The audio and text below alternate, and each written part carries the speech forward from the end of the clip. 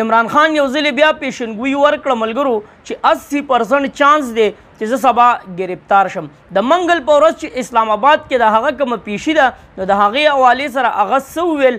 عمران ریاض چې کوم کیس دی ملګرو نو د هغه وکیل یو عجیبه خبره مخې ته راوړه او یو څیز یې ښکاره کو چې زما سره پوره ثبوت پروت دی.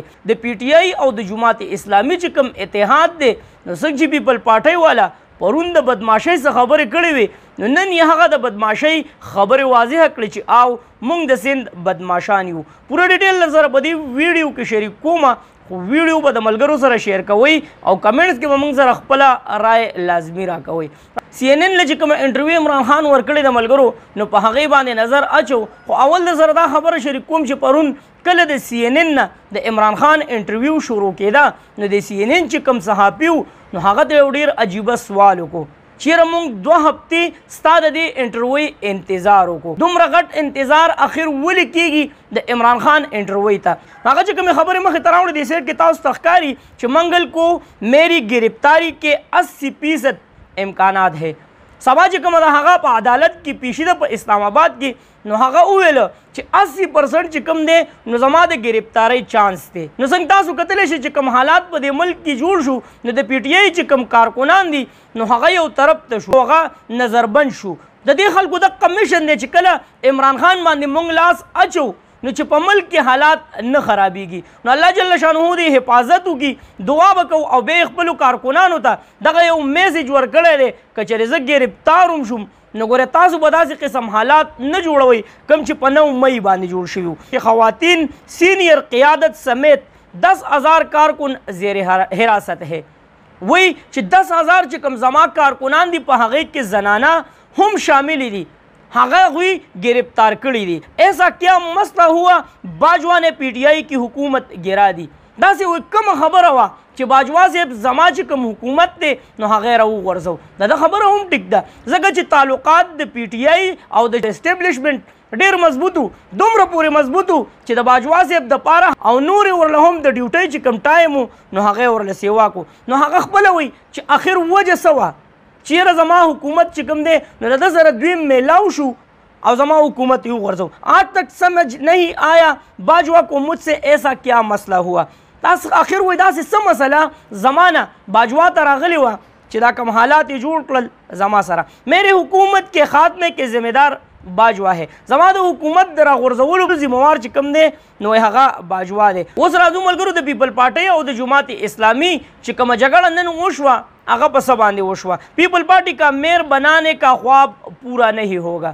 پرون د چې کوم د پیپل پارټۍ کسانو نو هغوی دا خبره کوله چې ښه په طریقه باندې زموږ سره کښېنه ګینې بیا به حالات بل شانتي وي. نن چې کوم حل برداري وه چې کوم چیرمینان دي یا وایس چیرمینان دي د هغوی حل برداري وه نو په دغه دوران کې پولیس راله ملګرو او د پی ټی آی چې کوم چیرمینانو یا وایس چیرمینانو نو هغې ګرفتار کړل او هغې بوتلل. نو چې کوم هلته کسان ناستو نو حافظ نعیم الرحمن صاحب ورته دا خبره وکړه چېرې تاسو د حکومت کسان یې که نه پیپل پارټۍ چې په دغه وخت کې کوم قیادت والا کس نوم یې راله نه راځي هغې ورته یاد کړو چېرې تاسو د ده کسان وئ. نو په سند باندې خو دا مشهوره ده ملګرو چېرې پیپل پارټۍ والا په زور باندې چې کوم دی نو هغه د خلکو نه اوټ اخلي. نو نن چې کوم دی نو هغه خپله زورورتیا یې شامله کړه چې او زمونږ وس رځي او مونږ چې کله حل برداري نو په هغه ټایم کې هم چیرمینان ګرفتارولی شو.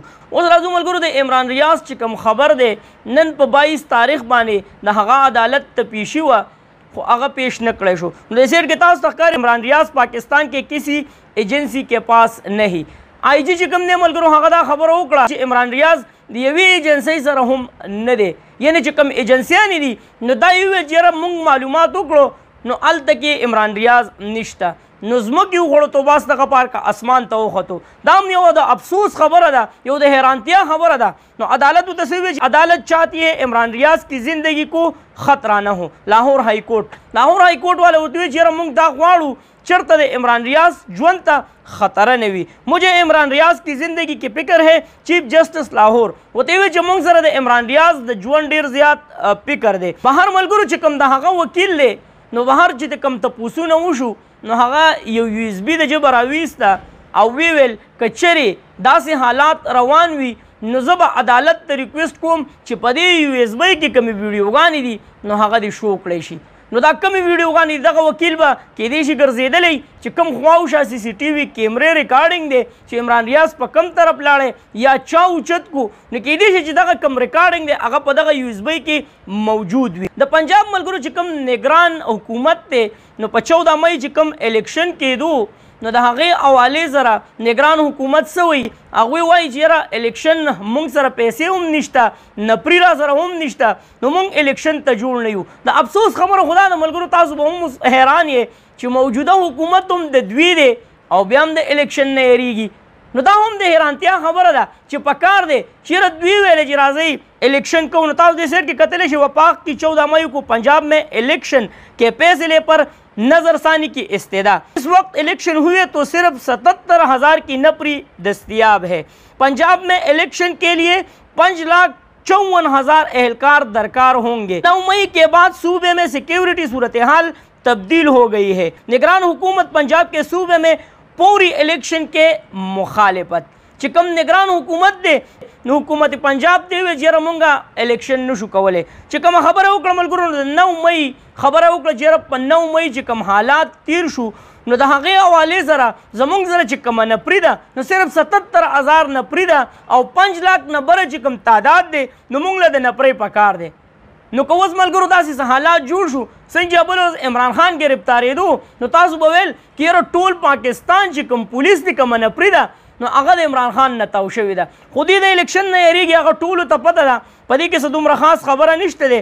خو جس کی لاٹھی اس کی بینس سابق MNA کا تحریک انصاف چھوڑنے کا اعلان. اس شعر کې تاسو کتلی شي پېښور سابق MNA عثمان خان ترکی کا تحریک انصاف چھوڑنے کا اعلان. ډېرو ملګرو ته پرون نه میسیجونه کول وایي نوید بھائی پرون چې ما کوم تاسو سره اپډیټ شیر کړي نو چې په هغې کې دي موږ سره دا خبرونه نه دي شریک کړي چې څوک د تحریک انصاف نه لاړل.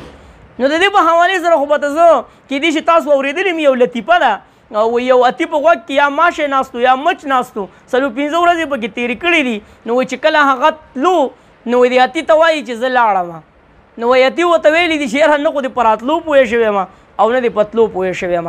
نو تحریک انصاف چې کومه پارټي ده ملګرو نو داسې یو پارټي ده چې تاسو به وګورئ د دې چې کوم سیټونه دي په دې باندې به دا خلک جګړې کوي او شوي دي داسې ځکه ملګرو د کارکون د زړه نه به د یو پارټۍ مینه یو سړی څنګه لرې کوي.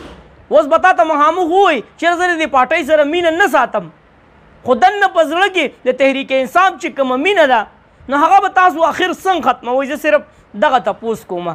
بل ملګرو سابقه وزیر اعلی محمود خان صاحب حوالې سره هم دا خبر راځي چې هغه هم د تحریک انصاف چې کومه پارټي ده نو هغه پرېښوده.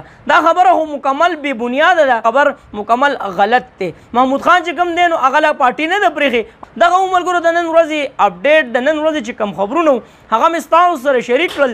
کمنټس کې زموږ سره خپله رایه لازمي شریک کوئ او ستاسو په خوښه باندې تاسو له اپډیټ راوړو نو کم از کم ویډیو خو شیر کوئ چې موږ ته هم داد میلاویږي.